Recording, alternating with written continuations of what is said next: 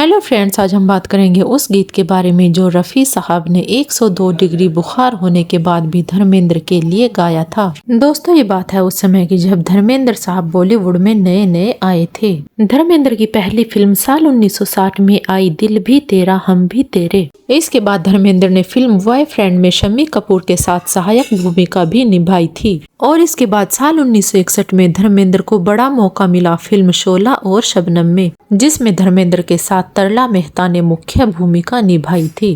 दोस्तों, इसी फिल्म का वह गीत है जिसे मोहम्मद रफ़ी साहब ने 102 डिग्री बुखार होने के बावजूद गाया था। उस समय पर धर्मेंद्र बॉलीवुड में नए थे और जब उन्हें मालूम हुआ कि मोहम्मद रफ़ी साहब जैसे महान गायक उनके लिए गीत गाने वाले हैं, तब वह मानो खुशी से पागल हो गए और उन्होंने अपने परिवार और रिश्तेदारों को फोन करके और पोस्ट कार्ड भेजकर बताया कि मोहम्मद रफ़ी साहब उनके लिए गीत गाने वाले हैं। यह गीत न केवल धर्मेंद्र और संगीतकार खयाम के कैरियर बल्कि भारतीय फिल्म संगीत दुनिया के लिए मील का पत्थर बन गया था और इसके बाद मोहम्मद रफ़ी साहब ने धर्मेंद्र के लिए एक से बढ़कर एक गीत गाए। दोस्तों, अब हम आपको बताते हैं वह गीत कौन सा है जो साल 1961 में आई फिल्म शोला और शबनम के लिए कैफी आजमी ने लिखा था और जिसके लिए संगीत दिया था खयाम ने और जिसे धर्मेंद्र पर फिल्माया गया था और मोहम्मद रफ़ी साहब ने 102 डिग्री बुखार होने के बावजूद भी इस गीत को गाया था। 102 डिग्री बुखार में कोई आम इंसान चल भी नहीं पाता और रफ़ी साहब ने 21 रीटेक देकर इस गीत को गाया था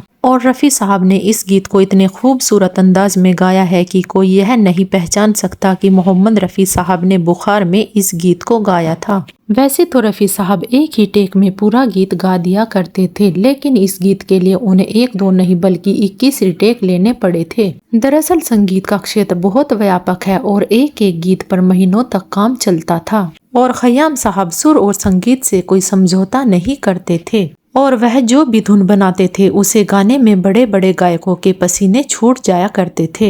एक इंटरव्यू के दौरान एक गायक ने इस गीत के बारे में कहा था, इस गीत को गाना इतना आसान नहीं है।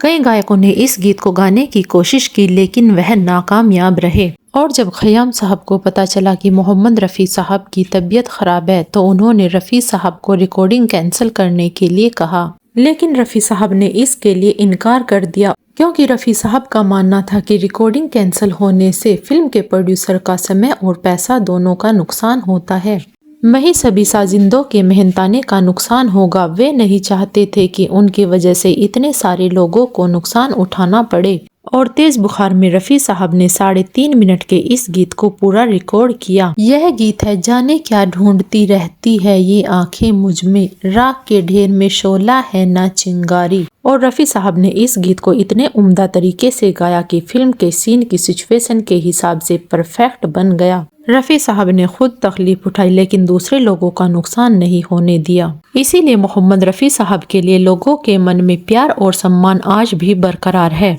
दोस्तों, आपका मोहम्मद रफ़ी साहब के बारे में क्या कहना है, हमें कमेंट में ज़रूर बताएं।